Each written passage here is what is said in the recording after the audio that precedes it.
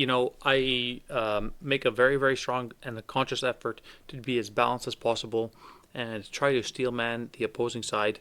But I mean, the percentage of the violence is so overwhelmingly from the left. It is absolutely staggering. Friends, let us consider that acuity is the refined clarity of thought and perception which enables one to discern subtle truths. Hey everyone, welcome to another week's episode of the Acuity Podcast, Politics and Culture. I'm Erika Lavranos, the CEO and Chief Litigator at Acuity Medical Law, and with me is my wonderful co-host that I'm so happy to have on board with me, Amy Hamm. How are you, Amy? I'm doing pretty good. How about you? Thank God, I'm doing okay. How was your week? Did you have a pretty easy week? Was it rough? It was good. At the end of last week, I hosted a Free Speech Union of Canada salon in my house. It was a very busy weekend, but it was really awesome. I love doing that. I had a blast, and the weather's been great. And I guess my other personal news is that, and I'm very excited about this, and I've been meaning to do it forever, and I finally bit the bullet and did it. Was I applied for Irish citizenship, and apparently Awesome. it can take up to a year. But I'm really, really happy to have finally put this in motion. Yeah, good for you. Can you explain what you mean by a salon? Was this is this separate from something like house party or a supper or something? Did people show up and have some kind of cosmetics, aesthetics, activity involved, or? Yeah, we had, people tickets were sold by the Free Speech Union of Canada, which is a great organization, by the way. It's a twin organization to the UK's Free Speech Union, which was founded by Toby Young, and he was sort of like one of the original people who was cancelled. And so they have a really thriving free speech union in the UK, and the Canadian version opened, I think it's just over a year ago. So they're now starting these salons, and they go into people's homes, and there were about 30 people here. And we had Oh, Eric wow. Kaufman. He's a professor, and he talked about sort of his book and about ending wokeness. And then a lot of people just joined in on conversation, asked questions like, how do I we love it. defeat wokeness? It was so much fun. I loved it. Yeah. Yeah, amazing. Were your kids present, or were they absent? They were absent, and it was kind of later at night, so it might have been distracting to have kids here. But I mean, maybe It's a when little they're a too little much bit for them older. too, right? Yeah, exactly. Yeah. They're still young, right? They can't really appreciate or engage at that level yet. Yeah, yeah, great. Yeah. Yeah. On my end, we had a really good week. We celebrated my older daughter's birthday party, not her birthday, at a indoor playground and had an absolute blast. You know, like uh, a bunch of screaming kids running around, climbing jungle gyms and that kind of thing. So a lot of fun. The problem that, is she gets all these birthday presents, which we are very grateful for. And, our friend group goes above and beyond. But, you come home and you're trying to get ready for bed, and she's got all these things to unwrap and all these toys that are distracting. And she's freaking out because she's so exhausted. Why can't I play? It's because it's so late Oh and you're no. at the craziest day. Yeah, kids do have a lot of toys these days. That's something I notice is, when we were kids, we would have sort of our little set, like one toy box, and it's really easy these days for toys to overtake your entire house. And they're really cool, new, So a true. lot of them are tech gadgets and whatnot. But it's sort of, not only is it it detracts from the aesthetics of your home because there are toys everywhere, but kids sort of don't necessarily appreciate the few toys that they could have when they get a bajillion different toys. Yeah. I have no problem admitting it's one of the biggest problems that we struggle with is quote unquote spoiling our kid, and trying Yeah. to mitigate. Every time I leave the house, she rushes up to me. What did you bring for me? I'm like, nothing. I went to the grocery store. I got you nothing. Right? I got you food, things that you like to eat, and treats. It's always wondering should I get her a little Kinder Egg because she loves those little toys, or do I bring her a Happy Meal because those have toys, or it's just constantly Yeah. going on. So it's something that we're working on here. Oh, I'm glad to hear that because I struggle with that too. Like even if I try to not grocery shop with my kids, but when I do, they're like, "Can we buy something for ourselves when we go to get groceries?" I'm like, "What do you mean?" I wouldn't have had the balls, I guess, to ask when I was a kid. I would never have been like, "Oh, mom, you're going to get groceries. Can I get a toy?" That's just not something I would ask. But I think that's just our consumption culture. It's sort of And the normalized grocery that store is so kids. strategic about this. It's like, just as you're going towards the exit, it's like, oh, look at all these toys on these strategically placed racks. And they're like, oh, can I get this coloring book? Oh, can I get some more coloring markers? Oh, could I get this like little thing that's 3D printed from some shop in China? And it's like, please, no, I just want to go. Yeah. I will say I was one time at a little shop, and they had a lot of candy and toys at the checkout. And this woman that was ringing my groceries through, my boys were behind me. They're like, "Can I get this? Can I get this? Can I get this?" And I was just like, "No, no, no." And then after she handed me my receipt, she's like, "By the way, you're doing a great job. Like your kids didn't Yeah. throw a tantrum." And so many parents, and she said she used to work at a candy shop too. And she's like, "You were just like, no." And they accepted it, and she's like, "That's unusual these days." So I'm like, it's still a problem, but at least I think I'm managing it well. I'm sure you are too. Yeah, but it's funny because like every problem is an opportunity, right? So I mean, like obviously the kid having those wills and those impulses is great, and it's the opportunity to teach them no, and learn inhibition and to learn about respect and not being greedy. So you're totally right. It's always an opportunity to kind of capitalize on. We've got a busy agenda today. We've got some really hot topics, and man, I already feel fired up. It's very late at Yeah. night recording time, and I had a crazy day, but I am really fired up to talk about these things. Yeah, let's start with the third Trump assassination attempt. I know you're really angry about it. So, this happened at the White House Correspondents' Dinner. Everybody in the world has heard about it, of course. And, I think one of the major things we'll get into is the left's reaction to this assassination attempt, which has been frankly disgusting. But it falls in line with a pattern of the left excusing political violence. And I will say, so if you look at sort of the numbers, so the United States has had 45 presidents since 1776.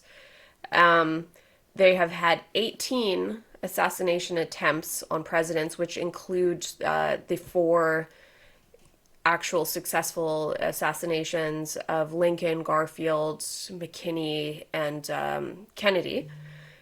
And so when you look at, so Trump has now had three of 18 assassination attempts. So that is essentially, that is 17% of all of these assassination attempts spanning 249 years. So it's insane, and it's the that is insane. And what's also insane is that that seems to not even register for a lot of people, just how bad the political violence is, let alone the number of people who are excusing it. Yeah. I mean, the fact that this is so normalized, the fact that so many people just hear this in the news and they go back to watching their sports or they tune it out or they don't, perseverate, reflect on it is astounding to think that, right? I mean, like the most powerful person in the world, the most powerful hegemon in the world, and another assassination attempt, the third in a very short period of time, and for nobody to really blink twice about it is profoundly disturbing. It truly is. I was watching the Ben Shapiro show. He of course spoke about this, and one thing that he mentioned was back in 1981 when someone attempted to assassinate Ronald Reagan. At the time, Johnny Carson had like his late night show, and they actually delayed that for a day because I think they didn't know what was going on with Reagan, and they're like, it would be disrespectful to do our show. And so Carson was a Democrat, and Reagan was a Republican, and yet he still took it extremely seriously and was like, we're not doing the show tonight, we'll do it tomorrow. And then he gave sort of a somber message against political violence when he did come back on air. And that's just the exact opposite of the climate that we see today. We just see people celebrating violence, or saying like, oh, it's too bad they didn't manage to kill him. Like, what has gone wrong? It's extremely scary to see how far we've fallen. It is. And, I make a very, very strong and a conscious effort to be as balanced as possible and try to steelman the opposing side. But, I mean, the percentage of the violence is so overwhelmingly from the left. It is absolutely staggering. Over the last 10 years, the amount of violence, whether it's rhetorical, whether it's actualized, is so overwhelmingly from the left. It is unbelievable. So, the obvious, perhaps biggest example is what happened after George Floyd's death versus what happened after Charlie Kirk's death. I mean, like, you could not possibly get a starker contrast. The burning down of multiple cities, and I think that the death toll was like in the high tens, so it was like 50 or 60 or 80 people who had died associated with the quote-unquote Summer of Love riots. And then after Charlie Kirk's death, literally nothing. Nothing happened. Yeah. No rioting. Yeah. And, like, Bible sales went up. More people attended church. It's like exactly the opposite. And one of the things that I thought that, I mean, like, we've talked quite a bit about the leftist violence from the LGBTQ and gender affirming care side. And so even if we put that aside, if we look at the events that have been sort of like violent and hateful in nature, Donald Trump had 3 assassination attempts. Obviously, there was Butler in Pennsylvania. There was West Palm Beach in Florida, where the guy was pro-Ukrainian. And then there was this one in which the gentleman was a leftist teacher from California. So, like, those are the obvious ones. The other ones, there was an attempt on Brett Kavanaugh's life. There was the killing of the Minnesota lawmakers, both of whom were Democrats, but it was done by for the purpose of them having voted on the Republican side. Then there was the Governor Josh Shapiro in Pennsylvania. His house was Molotoved, and you're like, oh, okay, well, he's a Democrat, but the guy who attacked him is a pro-Palestinian radical from the left who thought that Shapiro's Jewishness and policy positions on Israel and Gaza conflict were not sufficiently leftist in nature. There was the United Healthcare CEO who was killed, and Luigi Mangione is turned into an absolute pariah by the left. Like, it's just overwhelmingly left-sided. Yeah. Yeah, and you know what you're saying about, they're attacking Democrats too. So looking at the White House Correspondent Dinner, the shooter, he actually said in a quote from his manifesto is, I would still go through most everyone here to get to the targets if it were absolutely necessary, on the basis that most people chose to attend a speech by a pedophile, rapist, and traitor and are thus complicit. But I really hope it doesn't come to that. And that's sort of the thing, is like, if the extreme radicals of the far left right now, they don't care what side you're on, what your principles are. They're like, you disagreed with me on this point or that point, or you have guilt by association on the basis of your being in this room right now, and for that reason, you deserve political violence. And one of the things that struck me the most about his manifesto, about his posting online, and one of the things that I saw really echoed in media, even from the left. So New York Times, the Daily Podcast, had a great episode on this. When you go through his posts, when you go through his manifesto, these things are not even quote-unquote extreme or fringe. They are literally the mainstream talking points that are iterated by leftist media. This is the natural consequence of the tone, the tenor of the way they discuss right-wing politics. So it's not some crazy loon. Of course he's a crazy loon. But his beliefs, his ideology is manifestly mainstream. Yeah. I'm curious what you think about this. I'll ask you a question. So, and this is again going back to Ben Shapiro, because I was really curious about his thoughts after this attempted assassination. And so he brought up the fact that Jimmy Kimmel on his show 48 hours before this happened made a joke. It was like, it's a crappy joke and it was in poor taste, but whatever, it's his right to make jokes. But he joked about Melania appearing, I think he said she was glowing like an expectant widow. And so Erika Kirk, who Charlie Kirk's widow, has said that obviously Jimmy Kimmel meant that Trump would be assassinated, but Ben Shapiro didn't interpret it that way. He actually went on his show and he argued that Jimmy Kimmel's joke was referring to the age gap between Melania and President Trump. And I'm like, I don't know. I can't. To me, I think it was sort of like a double entendre, and you could perceive it either way. And I think Ben Shapiro is being really gracious by saying that Jimmy Kimmel meant it was the age gap. But to me, I sort of see it as fitting in with this discourse that it does sort of push these lunatics on the left into political violence because it's so normalized. The idea like, oh, it's a joke to assassinate the president. Yeah, it's hard to say. I mean, like, I don't think that Jimmy Kimmel is so disgusting a human being as to make fun of someone who is likely to be assassinated. I don't think that's the case. But at the same time, to pretend that it has to do with President Trump's infirmity and morbidities and his age seems very strange because that's not a topic that's in the news. So it's not a topical joke to make. People have often talked about, oh, his hands are swelling or his feet are swelling or he went to an emergency visit to the hospital. Most of that is false or it's exaggerated or whatever the case might be. But that's not topical. So it doesn't seem like it's a natural flow for the jokes to go. Yeah, hard to say. I mean, like, much more likely that he's so hated, much more likely that something bad could happen to him. Very poor taste. Like, and not funny. Yeah. Like, not funny at all. Yeah. I also recently, and I'm going to write about it on my Substack, but I watched the Trevor Noah Netflix comedy special, and most of it was just Trump derangement syndrome or TDS ranting. So incredibly unfunny. Really bad. And I mean, that's the thing is the left, they can't even do jokes anymore because all they can do is political activism, and there's nothing funny about what they're doing. Maybe we can talk about. I just wanted to highlight a few of the comments from the mainstream leftist politicians that have been equally disgusting and show because you had made a comment earlier about how the rhetoric enables or permits, but I think that it really empowers a lot of this mass hysteria that leads to these violent attacks. So Chuck Schumer, who's a Senate Majority Leader, said in response to the Supreme Court Dobbs decision, which repealed Roe v. Wade, I want to tell you, Kavanaugh, you have released the whirlwind and you will pay the price. You won't know what hit you if you go forward.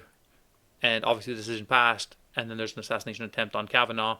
I mean, how much more of a direct link do you need than that? Joe Biden in 2024 said it's time to put Trump in a bullseye. That was at a private donor's call. He literally apologized for the wording, but he did say it because these kinds of things are normalized. Hakeem Jeffries, who's the Democratic leader of the House, we are in an era of maximum warfare everywhere, all the time. I mean, absolutely outrageous thing to say. Maxine Waters, the representative from California, said that anybody from the cabinet in a restaurant, in a department store, a gasoline station, go out, get a crowd, and push back on them. There's no limit. Tim Kaine, a senator, says we've got to fight everywhere, fight in the courts, fight in the streets. Like, what kind of a comment is that? So, you don't have to look for strange, esoteric people on blog posts encouraging these kinds of things, like, Destiny or, even influencers like Ezra Klein. But it's the normalization, the repeated discussions. He is a Nazi. They are fascists. They are existential threats. These are authoritarians, and so on. And one of my late great mentors, Scott Adams, always used to say, we used to play this thought experiment growing up. I mean, and people still do.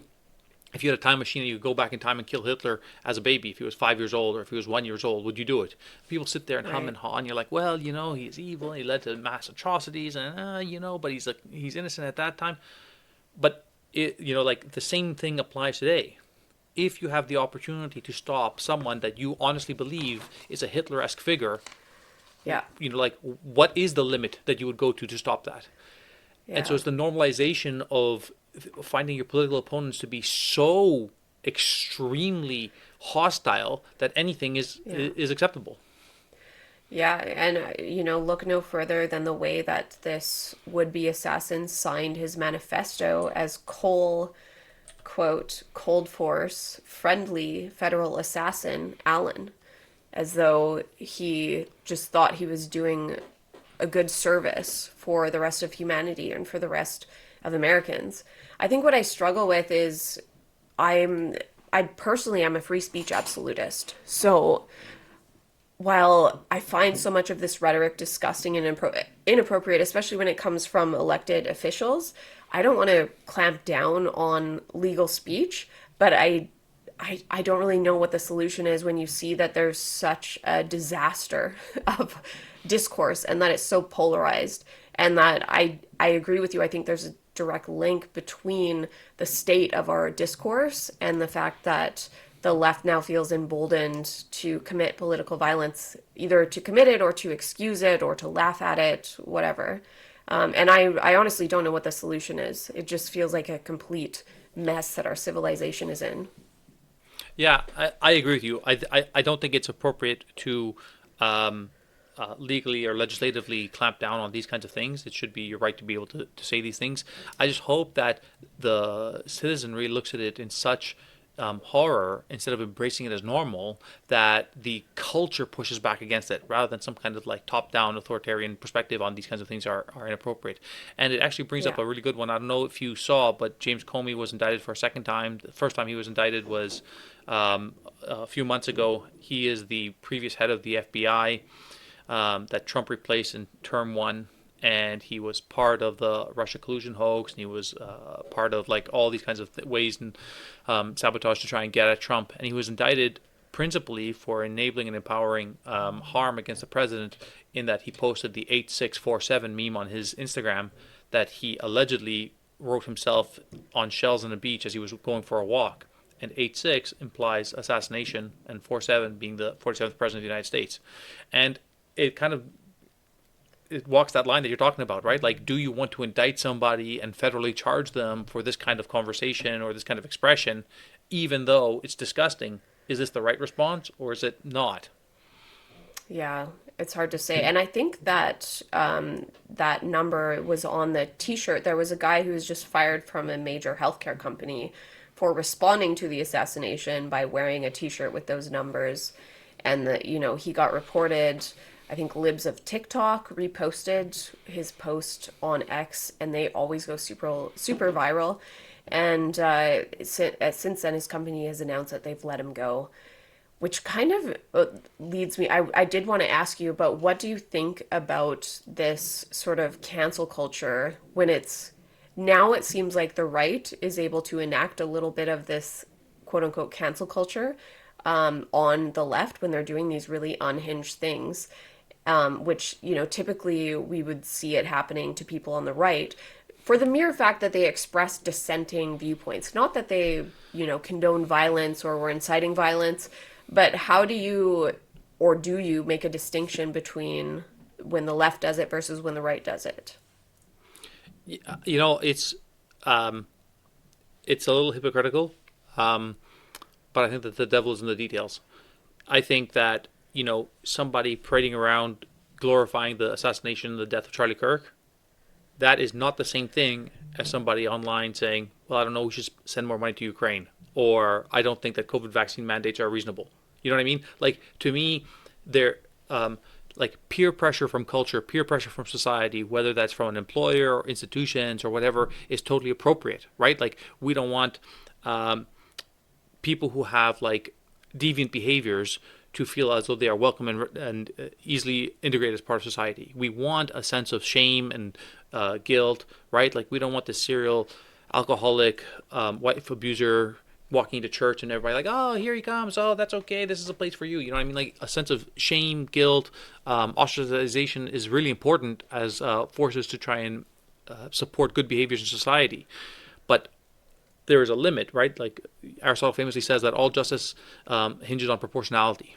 And so if you're going to say, well, I don't like women in men's bathrooms, and then you get doxxed and you try to get fired from your employer because of that, I mean, like, that's disgusting because it's disproportional. But on the flip side, if you're parading around with a shirt that is like, there was that teacher, I can't remember where in the U.S., who was like making grotesque signs about, glorifying Charlie Kirk's assassination. I mean, like, that person probably shouldn't be in a classroom teaching children, because it's like a very, very polarizing, disgusting perspective to have. Yeah. I think you're right, and there should be. It's hard to draw an exact line, and of course there will always be battles about where exactly the line should be drawn. But there's a clear difference between a stated opinion and, inciting or condoning violence. And I think that's been a tactic of the left with all of their rhetoric to insist that words are literal violence so that they can get away with doing this by saying, well, the words that you said have erased my existence, or your words are violent towards me, when that's simply not true. And then, they have justification for engaging in this behavior to shame people and to, basically just eject them from society, from their jobs, from their communities, on the basis of an opinion that, usually a lot of people happen to share and is actually a very commonplace belief. It's just contrary to sort of the accepted orthodoxy of the times, or the orthodoxy that a small minority of very loud leftist activists have managed to push or get ingrained into institutions. Totally agreed. So, if we're going to be looking at the differences between what, the right might have done that warranted some kind of quote unquote rebuke from cancel culture versus the left, we talked about some of the rhetoric from the leftist politicians, and we're talking very mainstream politicians. One of the things that I always like to do, and I was talking to two of my colleagues and friends at work today, is try to be as objective and neutral as possible. So if we were going to steelman their position, what is the worst things that Trump has said that warrants this degree of antagonism? Not even to the point of, like physical harm and violence. Forget about that. But like, what is it that has fomented this degree of moral outrage against Trump? So perhaps most famously in 2024, he had a comment about the auto worker unions and the auto industry, saying that if I don't get elected, it's going to be a bloodbath for the whole industry. And they clipped the point where he says a bloodbath, and they said, well, you see, he's inciting violence. Clearly not talking about that. He said that we have to fight like hell, and if you don't fight like hell, you're not going to have a country anymore. And, people have talked about this comment about, well, what do you mean by fight? This was in the context of a political thing. He said at one point, perhaps most famously, the Charlottesville hoax, when he said that there are great people on both sides, and he was talking about, allegedly talking about neo-Nazis, and he explicitly said, and I'm not talking about neo-Nazis, I'm talking about the good people who are out there trying to defend the statues staying up, and it's as clear as day. So, I mean, like, total hoax, which was, like, apparently the impetus for Joe Biden to run. So, I mean, like, I don't even see anything remotely as egregious as what I cited from the left. And these are mainstream politicians. Yeah. The same thing happens when you question people about Charlie Kirk. If they had reactions to his murder, assassination, that were sort of like, well, it's bad, but did you hear what he said about black women? Or did you hear what he said? And then you're like, well, what did he say? And either they can't answer you, or they give you a clip that has been cut in such a way as to make it sound that Charlie is saying something that he actually never said. Because if you understood, what he was behind, he was anti-equity and pro-equality, and he never denigrated any sort of protected groups whatsoever. It's just that was not ever. But there's still such a widespread perception. People still think that he did that. I even saw on Bill Maher recently when he was with David Cross, the comedian who I've recently realized is a total moron. He's like talking about kids being trans from age 3. But even Bill Maher was like, oh yeah, I know he said some kind of bad stuff, and it's like, well, what did he say? I don't think he said anything. What? Me neither. Yeah. And I mean, like, I've seen I've solicited from all the people who were kind of like trivializing his assassination. Like, what is the most egregious thing that he said? The most egregious thing that he said, which is totally appropriate, and we're going to get to it now with these land acknowledgements, is that, and I tweeted something similar once again, is that if you have a black or an indigenous captain or pilot of a plane, you're going to sit back and think to yourself, well, were they there because of merit, or were they there because of DEI policies? And whether you like it or not, it's an entirely reasonable perspective to have, given the DEI policies that many industries have embraced. So That's not even crazy. It's totally reasonable. And until 2 or 3 years before that these policies were embraced, all the leftists, like I have no, I'll tell you this great story. I've sat on several boards, several different institutions, and I sat on one, and I was on it for 3 years before I retired because they were like way too leftist. They became way too insane. And this board, before the mass hysteria of DEI, all the members said, well, I would never want to have any kind of like quotas involved, or I would never want to have anything that separates or has different standards for different people, different racial backgrounds, specifically for this reason, because everyone's going to have an asterisk by their name if they graduate from this program, or if they are certified under this program, and people in the general population are going to look at them askew, and that is a form of racism that we can't tolerate. 1 year later, implementing these exact policies, it's like, did you just forget your whole argument? So, I totally agree with you that I don't see anything egregious that's coming from the right, and I see a tremendous amount of things from the left. And you can see it in the data. There was a great Pew poll that came out this week, of course, in light of the assassination attempt. I don't know if you saw it. The number of people who identify as Republicans who believe that violence is acceptable against a political opponent is under 6%. And the number of people who identify as Democrats who think that violence is an acceptable response to their political opponent is 28%. I mean, that is a staggering number. Wild. That is wild. That is a staggering number. I didn't see the poll, and I was thinking, like, I already thought under 6%. That's bad. Like, it should be under 1%, you would think. Right, exactly. Like, even 6% is like, oh, no, we have a problem on the right. Yeah. But when you compare the two, my God. That is, I mean, I guess I shouldn't be shocked because, like we said, 17% of presidential assassination attempts have been against Donald Trump. Against one person, years. exactly. Yeah. Right. Yeah. So something is going wrong. So what you're referring to with planes was, we can start talking about DEI land acknowledgements. This was the Vancouver International Airport, or YVR. They tweeted, I think it was yesterday, and they had a photo, and they're like, look at our first, it's an Air Canada flight, and I think it was every pilot and maybe flight attendant too, all of the crew, they're all Indigenous persons, and we're working really hard towards equity and inclusion and representation in our industry. And they ended up shutting the comments down. I managed to sneak a comment in before they shut it down to just say, I don't care about the skin color of the pilot. My only concern is that they are competent to fly. And, I think the point you made is that when you give people jobs to meet equity quotas, people who are there based on merit and don't happen to be white males then are going to feel paranoid. Everybody is wondering whether or not I'm competent or whether or not I was given the job based on my skin color. And of course people will wonder that.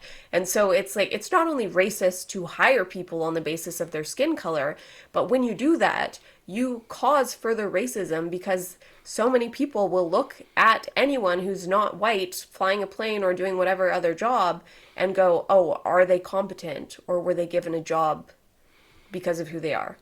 It's totally. Just like such a stupid policy. Yeah, and I said I said the same thing. So, and it's no fault of these individuals, right? I mean, like this poor Indigenous captain, the poor Indigenous flight attendants. Let's just say that they were all there based on merit. That there is no change in standards. There is no quota system. Nothing along those lines. They're the ones who should be most irate by these DEI policies because everyone is going to wonder, well, I don't know if you even deserve it.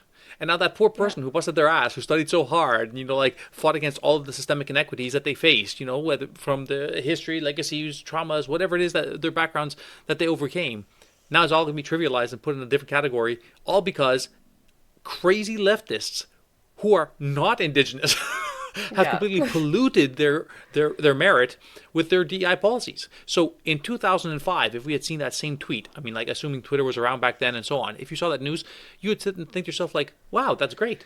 Wow, look at that. Like, there's more opportunities for, such people to rise in the air industry.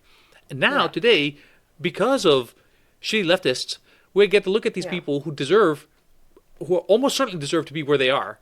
and be like, I don't know, I don't really trust an Indigenous pilot. Like what kind of standards were shifted for that, or it's probably Yeah. a moving target, or lower standards for them. So they should be the ones who are most irate by these policies. It's awful. I don't understand it. It's so hard for me to understand why. Sort of get like white insane lefty women who promote DEI because they're like, I'm a good person now because I'm doing this. Look at me, pat me on the back. But to actually be a member of a minority and to be told like, you need help getting this job. You need help getting to where your fellow white person can be. That is so insulting and demeaning and terrible. And, like we said, it leads to other people looking at you and being like, well, you must be incompetent. It's just, I will never understand it. And then, the icing on the cake, I think, is that when you point this out, and it's so obvious and it's so rational to see how it works out, and we're already seeing the effects. That's why YVR, the airport, had to shut down comments, is because the public is not having it. And yet they're in total denial that DEI is having the exact impact that one would expect it to have. Right. It's so frustrating. So part of it, of course, is that this is like a sense of virtue signaling, and that people like to do these kinds of things and support these kinds of programs because it's the illusion of a moral superiority as a consequence of supporting what is mainstream or what legacy institutions, are pushing. And there is no greater example of that sort of virtue signaling than these land acknowledgements. Holy cow! Like, Yeah. I have purposefully missed the first 10 minutes of board meetings because it's always the same. It's always the same. It is a zealotry. It is a spiritual, religious component that they feel like they have to do this.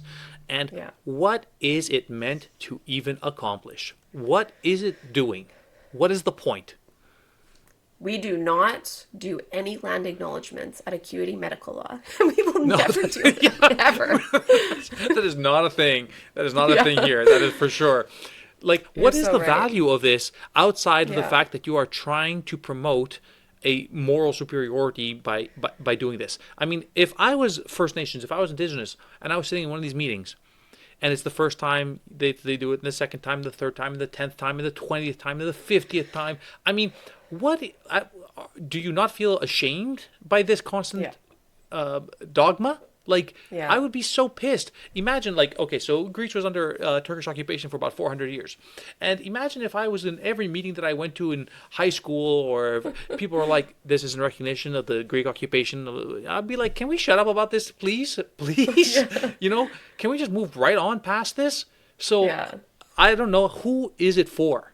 What is its purpose? Or give me my land back. It's like going back to the kid thing and like wanting toys. Like, imagine anytime you pick your kids up from school, you do like a toy acknowledgement. You're like, oh, talk about all the toys that you deserve, and but you never give them any toys. Like, come on, it doesn't make any sense. It's so true. It's so true. It's not only is it like virtue signaling, it is the emptiest platitude. Doing that should not absolve you of any kind of responsibility if such a responsibility exists. You know what I mean? Yeah. So, I think that this is all water under the bridge. People might disagree, and the Indigenous community might be like, no, it's not, and the trauma of the legacy in schools and the residential schools and so on. Like, okay, sure, that's all contestable. But even if you don't think it's water under the bridge, what is this supposed to do? It's a platitude. It's like, there, child. You're all right. Yeah. Yeah. So demeaning in every way. It is. So I have to say, I've got to tell you about the land acknowledgements at my former health authority employer in BC. So Vancouver Coastal Health, they had a policy. And so this is and it's a huge political issue in BC right now, the idea of a land acknowledgement. And partly because I think what land acknowledgement, we're talking about like it's it's meaningless, but I think in BC, what a lot of people are now seeing is what it actually results in is politicians making deals and courtrooms ruling on land issues like the Cowichan decision, where they give title Aboriginal title over what was previously fee simple title. So then you have to wonder, was this the agenda all along? We do all these land acknowledgements, they're going nowhere, but ultimately, will they not just culminate in this sort of legislation and court ruling? So the legislation in BC is DRIPA, or the Declaration on the Rights of Indigenous Peoples Act, and it essentially gives veto right over a lot of mining, oil, all sorts of industry. Our entire economy is thrown into question. So this is a huge political topic right now in BC.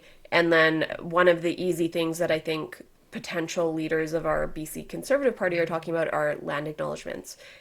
Anyways, I just went off on a sidetrack, but the land acknowledgements that I had to do at Vancouver Coastal Health, which I never did, by the way, but it was policy and it's a condition of your employment, is that anytime 3 or more people meet, you have to perform a land acknowledgement.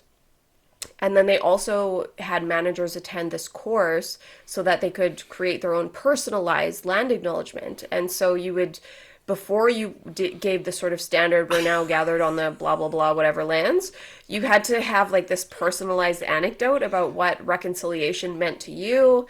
And so you'd go into like a meeting with executives and managers and directors, and you'd have to watch as a whole table of people would be like, oh, and this morning as I was driving past, I don't know, like whatever park, and then I was thinking about I don't know, like the people who used to have a longhouse there or some shit. Like it's just, Right. It became such a joke. Yeah, I mean the whole thing is so ridiculous. It's satirical, and I love that because every once in a while you would see some kind of like satire from like the 1980s or 1990s come out that is like making fun of exactly this kind of trajectory in society, and then now we're there, and we're all supposed to go along as if it's not absolutely ridiculous.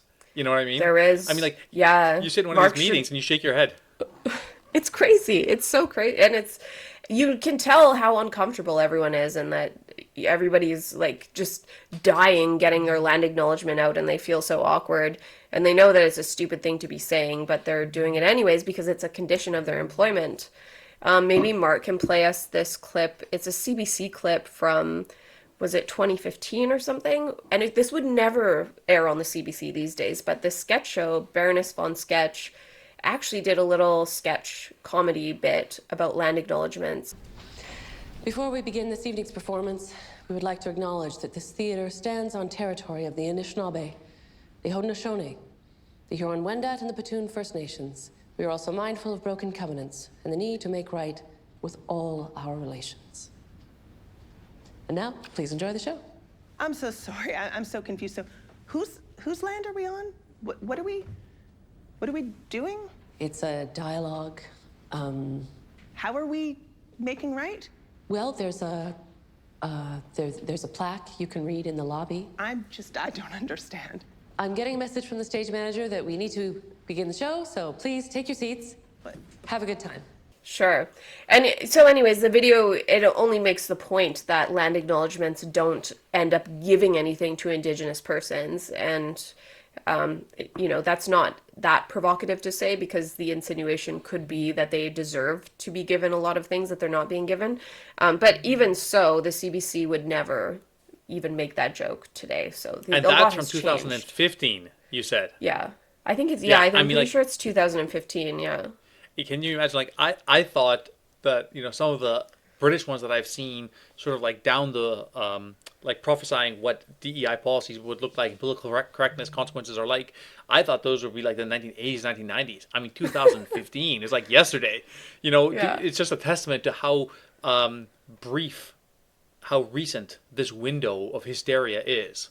And on that topic, I was at my 10-year med school reunion, and this was a couple of years ago. And when we were there, one of the lectures that we had from a classmate of mine who's so lovely, she's such a wonderful person. She's wonderful, very different from me politically. And she gave a lecture about pronouns and how to respect people who are on a gender spectrum and Zers and Zs and all these kinds of things. And she had said, like, this is a very fast moving thing and it's changing very, very often. So I put up my hand and I was like, so this entire lecture is nonsense.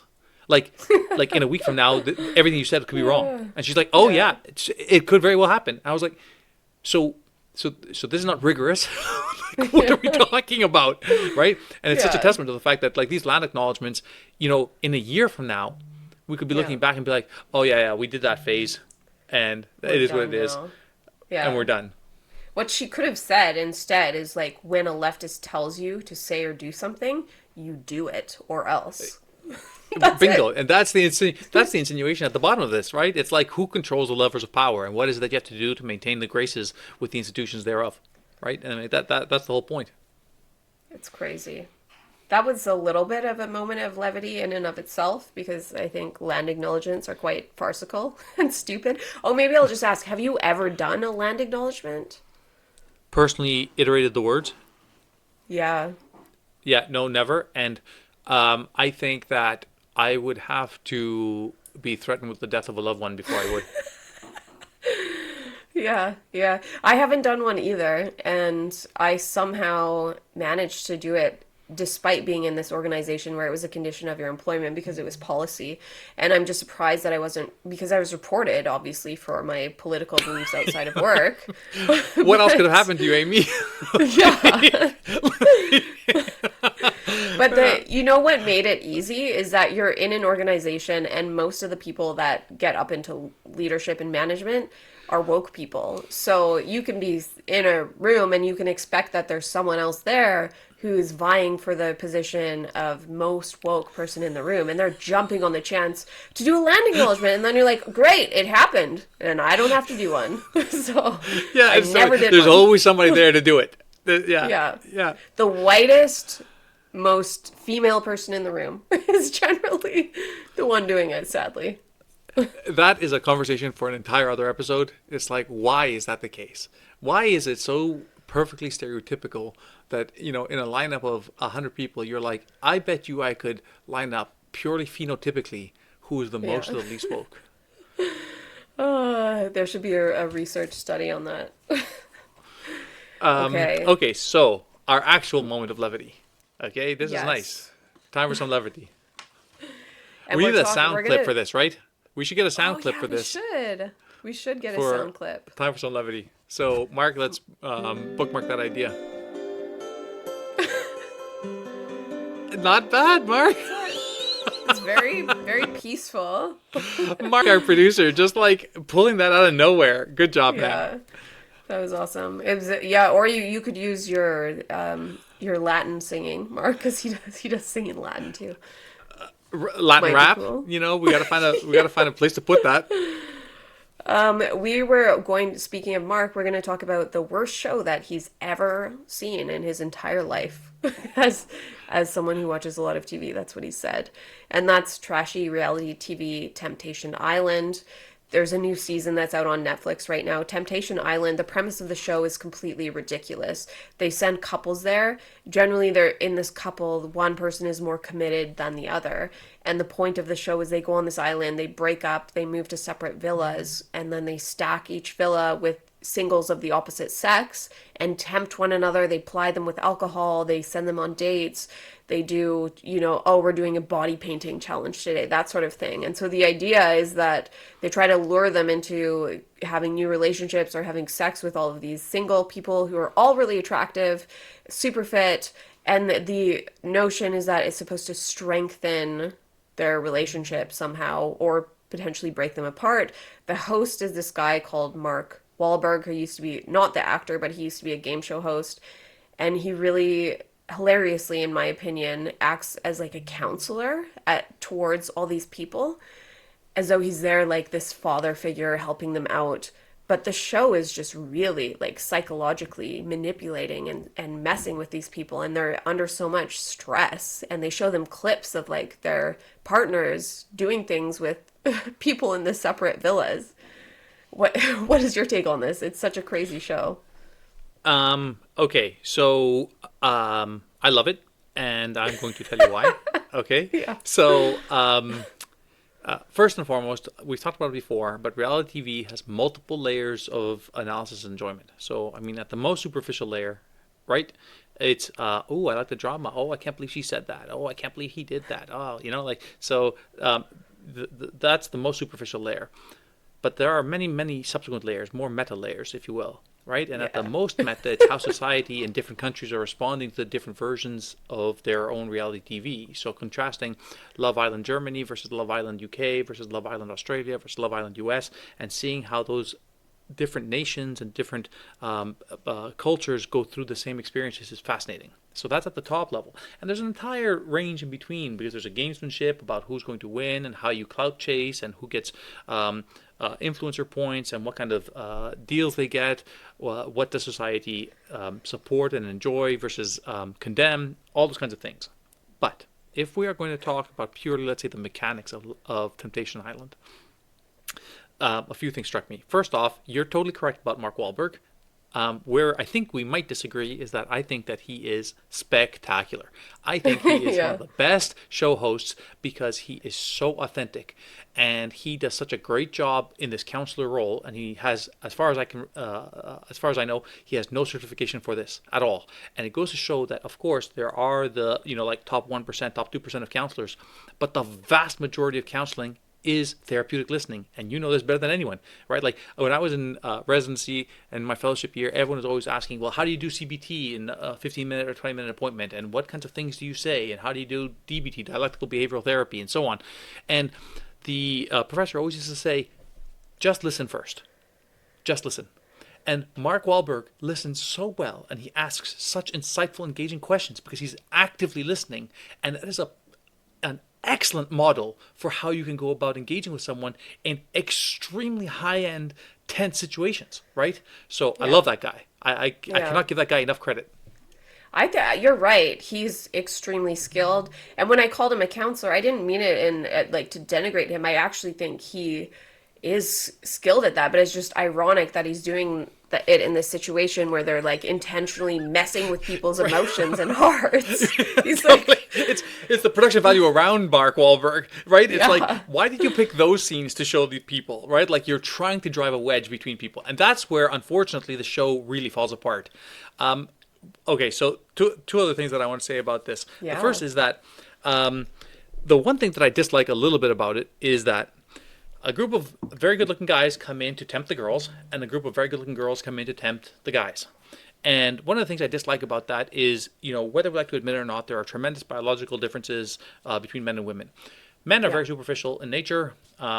They are, in general, much more promiscuous. You can see this in animal studies. You can see this across the board. Like part of it is limited to the biology of women, the fact that they have fertility cycles that are very, very narrow, and men have like basically massive amounts of fertility opportunities, and so on and so on. And so one of the things that I dislike about it is that all these gorgeous women who come in here to tempt all the guys have so much pressure on them to be whores. And I really don't like that. There's a tremendous power imbalance there. It's like, you want to stay on the show, you want to enjoy a nice vacation, you want to chase clout, you got to put out. And you got to act whorish. And I really don't like that. That makes me feel very uncomfortable for these women. Yeah. And then you contrast that to the guys who come in to tempt the women, and they play the long game. They're serious. They're mature. They have to act with gravity, and they come out looking like the stereotypical best of men. And then you've got women who are coming out there, and in this superficial arena, this production, they really cheapens them dramatically, and I'm not a fan of that. You're so right about that, and that's an excellent way of putting it. The way that I've thought about it before, and it's so visual and obvious when they cut between the two houses. So you have the house where there are the women being entertained by the men, and it's somber. And all the girls, a lot of them, they're crying. They're getting guys sitting around talking to them about their emotions and giving them advice and talking about dudes. And I'm like, these guys are not having fun. This is like a man's nightmare, having to talk to women they don't know about, like, oh, I'm sorry that your boyfriend was mean to you, and I'm sorry about your feelings. Like, they don't want to be there. They don't want to be doing this. And then they cut to the house with the men, and they're like using a slip and slide with like baby oil, and they're like twerking in everyone's face. I'm like, that is exactly what you're talking about. And it so exemplifies men and women are we're the same species, but my God, we are so absolutely different between the sexes. And this is, you can see it so clearly. And it's also why the show would never work if they tried to be like, oh, let's bring in a bunch of like non-binary poly people. All this stuff. Like, it just Exactly. wouldn't work. Right. And so you see, that's the thing. People will watch this, or like I have many nurses, friends of mine, happen to be female, who watch the show, and they're like, "Oh, I'm amazed that like you'll watch this with your wife." I'm like, "Whoa, whoa, whoa, whoa, whoa! If your partner is not watching this with you, then they are missing the point. They are missing the brilliance of the sociological experiment. The fact that it validates basically every stereotype of men and women that you can find, and it's not unique to this show, right? I remember watching The Ring on Netflix. I think it's called The Ring. When it would be like you would take a persona and you know like this AI chatbot would like get you guys to interact, and like same thing there. People would purposely choose certain female characters that they would try to stereotype as how they would be received by others, and so on and so on. So so another brilliant factor. Now I want to talk about the third thing, if you will, Amy. Yeah. Okay. The third thing is a spiritual dimension. And I know that we are slightly at odds, not entirely, but we're slightly at odds on this. Okay, so the idea of Temptation Island from a spiritual, from a Christian, and from a theological point of view is absolutely disgusting. It is absolutely horrid.